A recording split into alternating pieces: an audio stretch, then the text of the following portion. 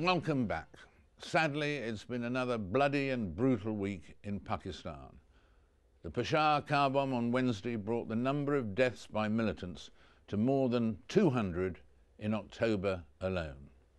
To deal with this subject right now, I'm joined from New York by General Wesley Clark, the former Supreme Allied Commander Europe for Nato, and also a former Democratic presidential candidate as well. Wesley, great to have you with us again. On Wednesday of this week, starting with Pakistan, I mentioned in the introduction about Peshawar and the tragedy there, and Hillary Clinton, who, as we know, has been visiting, said, "This is our struggle as well. We will give you the help you need in order to achieve your goal." What sort of extra help could we give to Pakistan? Well, actually, we could give a lot of help to them. The United States is providing $1 billion or $2 billion a year in assistance. It gets fragmented, dissipated.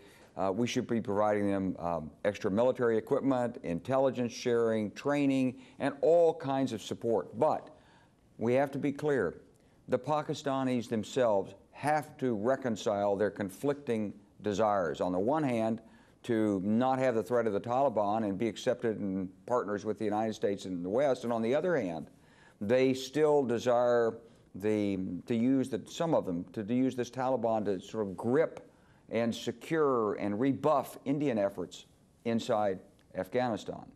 And from our perspective, it looks very clear-cut. They're sheltering al-Qaeda. Al-Qaeda is a threat to the West. They should get rid of al-Qaeda. But from their perspective, couldn't you understand that maybe, to some at least, al-Qaeda might be the goose that laid the golden egg? Because were it not for al-Qaeda and al-Zawahiri there, then why would we be giving assistance to Pakistan right now? We, the United States, cut them off during the 1990s because they developed nuclear weapons.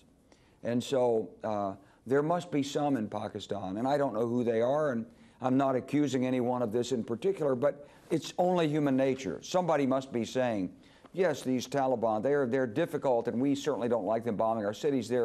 They need to be put in their place. But we have to protect the principle, because somehow this is bringing us a lot of support and attention in the world, and so we've got to get the balance right.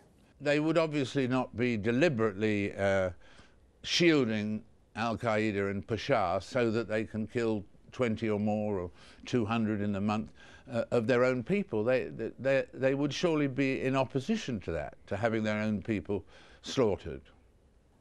At some level, someone, if he's there, and we believe they're there, someone's protecting them. Now, is it a family that someone's married into? Is it a clan, part of a tribe? Is it the tribe itself? Is it a municipality? Is it a band of renegades in the Inter-Services Intelligence Organization? Is it someone with a secret black op that says, look, this is the goose that laid the golden egg? I mean, we need to put these Taliban warriors who are bombing us in their place. We'll send in 28,000 troops. We'll clean them out a little bit. But we won't quite destroy them because we might need them later on. And we don't know how long we'll protect Osama bin Laden, but maybe someone in there says, and I'm just speculating, we don't know this, but maybe someone says, you know, as soon as they capture him, they're going to turn on us and support the Indians. Okay, they haven't found Osama bin Laden, but neither have we. We didn't find him in Afghanistan. He evaded us. We didn't find him in Yemen. We didn't find him anywhere. So if we can't find him, it's not surprising they can't. Well, it is a little surprising because, after all, if you look at the number of people that in the United States speak the dialects and have the intimate knowledge on the ground, it's far fewer than the number of people they have who speak the dialects and have the intimate knowledge of the ground. I mean, it'd be like asking the Indians or the Pakistanis to find some specific American bandito somewhere. And that's what we use the FBI for. And so it is not quite accurate to say that since we can't find him, they wouldn't be able to find him. Remember, we're respecting their sovereignty. And we're trying to help them with the intelligence situation. but we're probably not helping them as much as we could potentially do if are we respecting were, their sovereignty? Less concerned. Are we Absolutely. respecting their sovereignty? Because one of the Absolutely. But with all those clones Yes. killing lots of Pakistani citizens? Well, first of all, in terms of respecting their sovereignty, all those operations are, I'm told, occurring with a great deal of understanding by some elements who have authority inside Pakistan, including the very top level.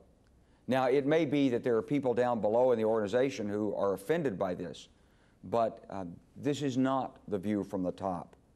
In the case of Afghanistan today, to a very, very large measure, to an unprecedented measure, the United States is respecting the sovereignty of Pakistan. And it's up to Pakistan itself to make the crucial decisions and move itself firmly into the camps of modernization and its global responsibilities as a major power in the world.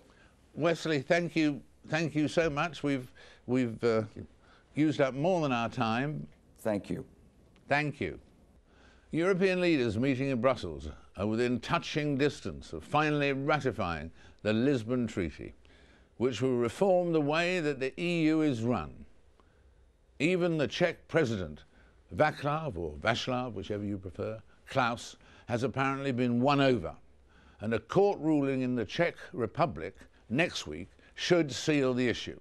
So now the race hots up for the two big jobs that go with the whole thing: EU Council President and the High Representative, as they call the Foreign Affairs Minister. Earlier I spoke with Wilfried in Britain, Wilfried in Belgium, Martens, the President of the European People's Party, the largest party in the European Parliament. I asked him if he thinks the Czech court approval is now a formality. I'm convinced, also on the basis of what the President Klaus declared during the meeting Thursday and Friday of the European Council. I think a declaration will be approved.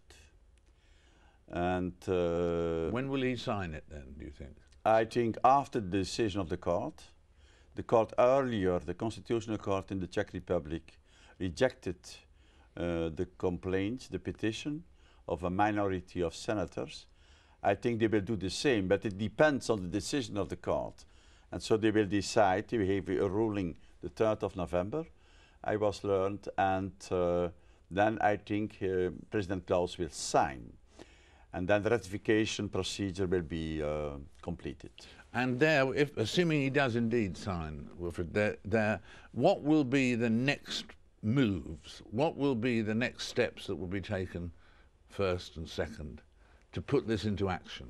Ratification, signed, what next? Next, there are two important decisions to be made. The composition of the new European Commission, that's the executive branch of the European Union, and the appointment of two new very important functions: permanent president of the European Council, that is the conference of the heads of state and the heads of conference, and then appoint the High Representative as well, yes.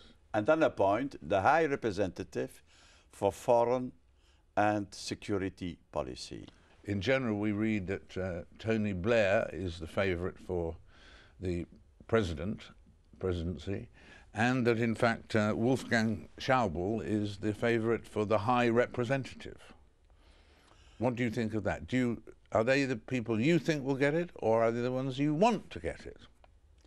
I think that there's a strong discussion within the socialists, the European Socialist Party, but in fact the decision is made by the prime ministers.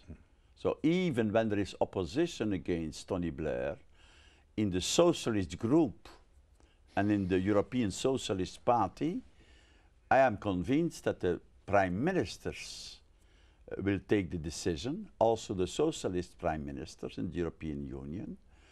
If that is done, then the High Representative will be from our political family, from the EPP. And we have several candidates. Wolfgang Schüssel, The former Chancellor of Austria is an excellent candidate. Karl Bildt would be an excellent candidate, and so on and so on. But all depends on the first decision, who will be President of the European Council. And what do you think about the point that some people are making that France and Germany are supporting Tony Blair because they, in one sense, think that the Lord High Representative, the High Representative, will be a position of more power than the President? Is that true, do you think? In any case, the High Representative, one of his first tasks will be to create, to build up an external diplomatic service. And so he will have a very important number of diplomatic advisors and counselors. So concerning what he will have as financial means and staff, it is more important than the President of the European Council. But the President of the European Council, when he has a recognized figure in the international community, could be politically more important. But it depends on the figure. Wilfried, thank you very much for being with us. Thank you very much, David, for this invitation. Our thanks to Wilfried Martens, one of the big guns of Europe. In a moment, we'll be hearing from Chris Rea, 30 million albums on and about to launch into a brand new tour. Stand by for rock after the news.